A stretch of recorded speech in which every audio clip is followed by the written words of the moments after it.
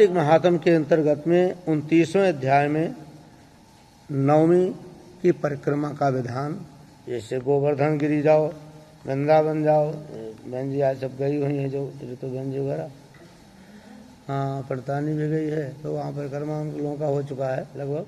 तो इनके चक्कर में रिक्शे से किया है, तो बहन जी तो पैदल चल नहीं पाती हैं, तो खैर नहीं वहाँ जा पाए वृंदावन, बार वहीं से नाम यहीं से लिया जाए, बोलो वृंदावन बिहारी लाल की। आज की कथा में राजा पृथु कहते हैं कि नारद जी आप पुराण वेद शास्त्र सबके जानने वाले हो, अब कृपा करके हमें बताओ कि जो परिक्रमा करते हैं इसकी महात्म क्या है और किस देवता की कितनी परिक्रमा करें, ये बताने की कृपा करें। नारद जी कहने लगे राजा पृथु से कि किसी भी देवी की एक परिक्रमा करना चाहिए, चाहे दुर्गा जी हों, काली जी हों, गौरी जी हों, लक्ष्मी जी, मतलब देवी की एक परिक्रमा का विधान है। सूर्य नारायण की 7 परिक्रमा का विधान है और अग्नि का भी 7 ही परिक्रमा की जाती है, इसलिए अग्नि के जो फेरे डलवाए जाते हैं वो 7 होते हैं।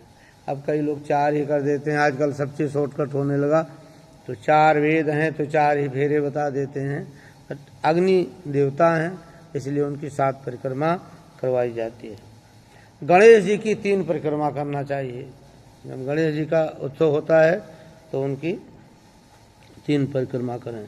भगवान शंकर जी का जो जल जाता है जलेरी को लांघना नहीं चाहिए, इसलिए शिव जी की आधी परिक्रमा का विधान है।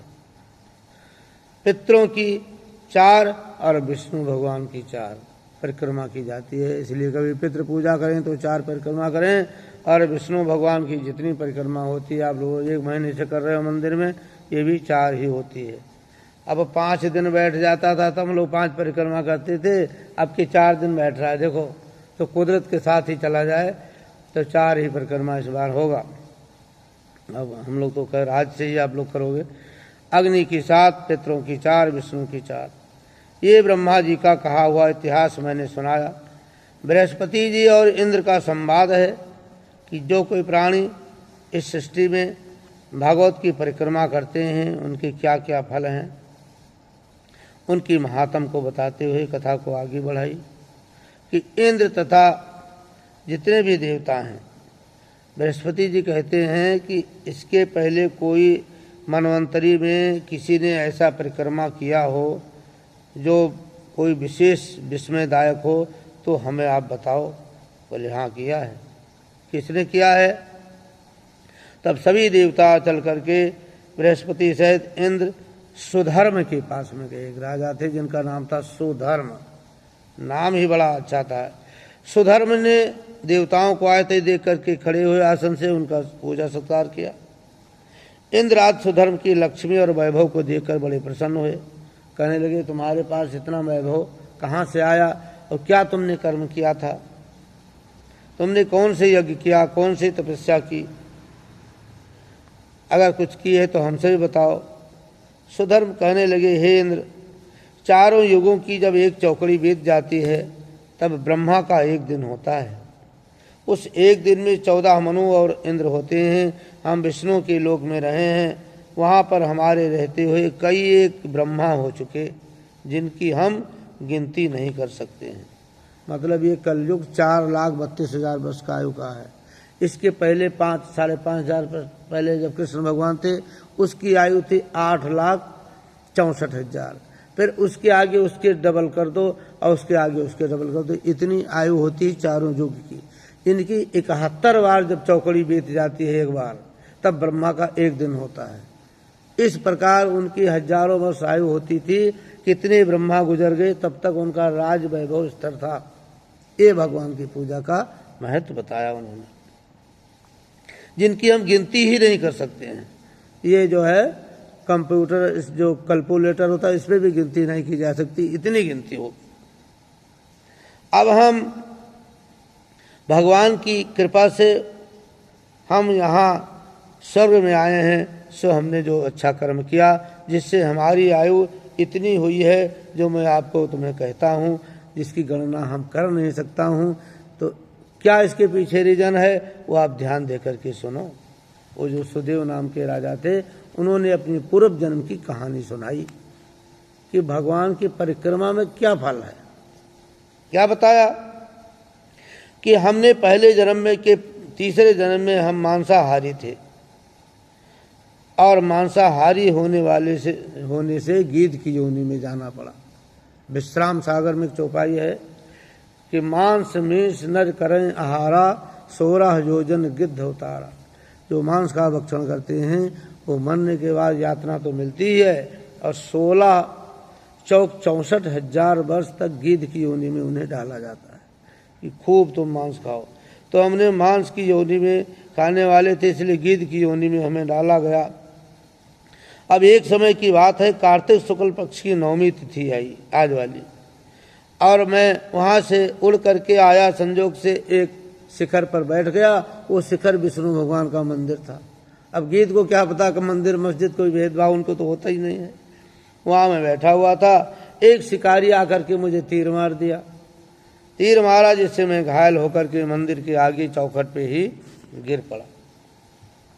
मुझे गिरा देख करके वहाँ पर जो मांस के लोभी कुत्ते थे उन्होंने आकर के मुझे पकड़ लिया और लेकर के भागे।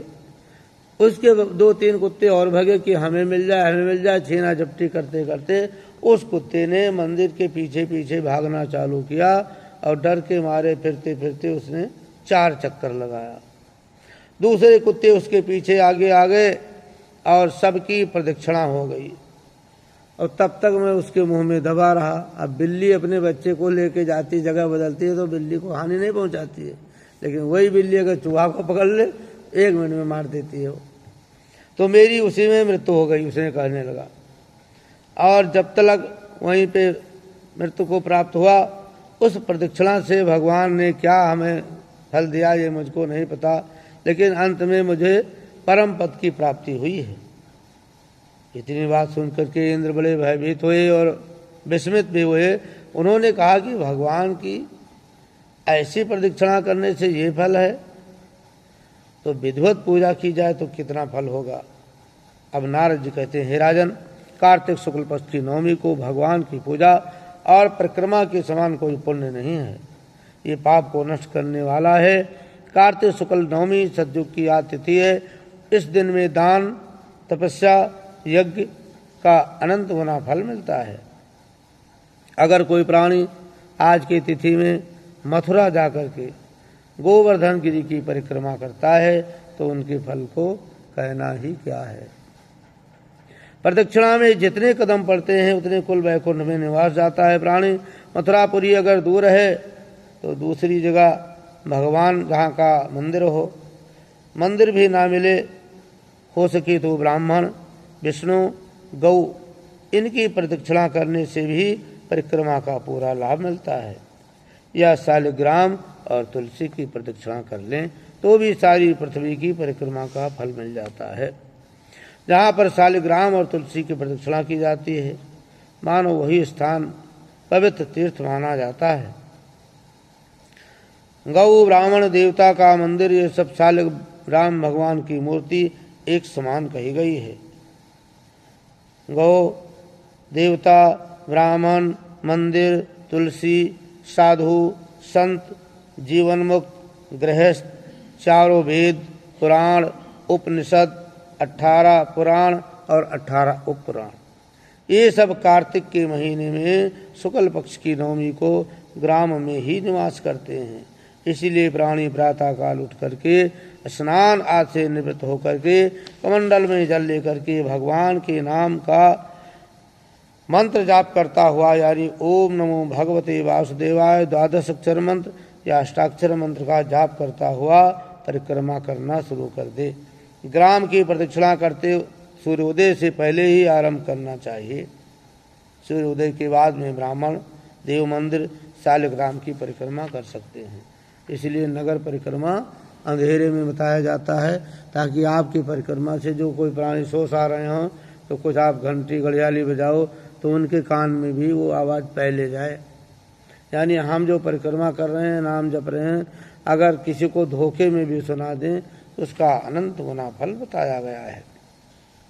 इस प्रकार से सूत जी ने शौनकादि ऋषियों को आज की महात्म सुनाया कि जो कोई प्राणी जब वो पूर्व जन्म के पापी ने अनजाने में परिक्रमा करने से उन्हें ये फल की प्राप्ति हुई है, तो जो कोई प्राणी बोध रहने पर, शरीर स्वस्थ रहने पर भगवत परिक्रमा करते हैं और इन जो बात गिनाई गई, तुलसी, आंवला, शालिग्राम, भगवान, संत, गौ, ब्राह्मण, इनकी पूजा प्रदक्षिणा करते हैं, उन्हें अनंत गुना फल की प्राप्ति होती है, इनमें कोई संशय नहीं है।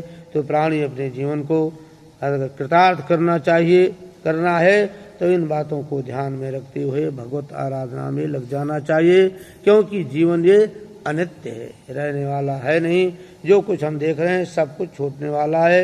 इसलिए ये पद्म पुराण, स्कंद पुराण का जो सार निकाल करके इस कथा में रखी गई है।